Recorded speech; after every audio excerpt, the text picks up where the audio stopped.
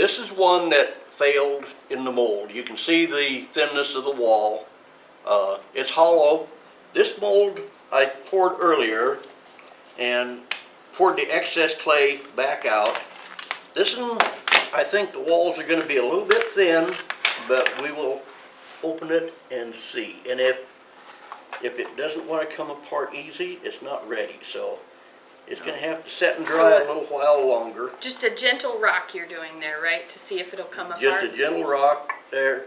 Oh. There, that's what I was afraid of. The Well, wall was extremely thin. I guess this will give us a good example of what the whole thing's going to look like. So this is obviously a different mold than we poured in with the frog, but you can see that there's a coating of the clay all the way around the plaster, but unfortunately it's just too thin. It's too thin, has no structural strength at that point. So if we were to start this again right now, could we just pour some more clay in right away? No. Why not? Difference in clay consistency. It would separate when we fired.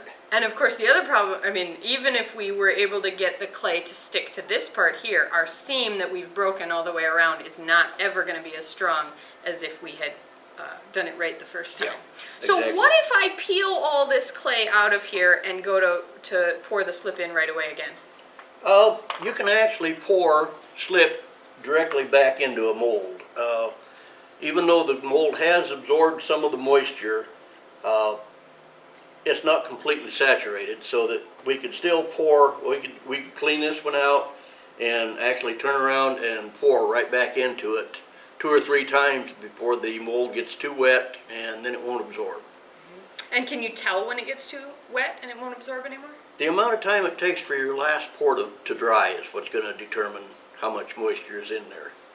Can you tell the thickness? So, for example, we have this this frog that we were mixing before. Can you tell when you look in the top if it's ready to get poured out yet or not? Actually, yes, because if it's not filled, if you leave it down approximately 1/4 of an inch, then you can see the wall thickness building as it's drying, and then when it dries enough, it'll actually start to pull away from the mold, and then you can take it apart safely.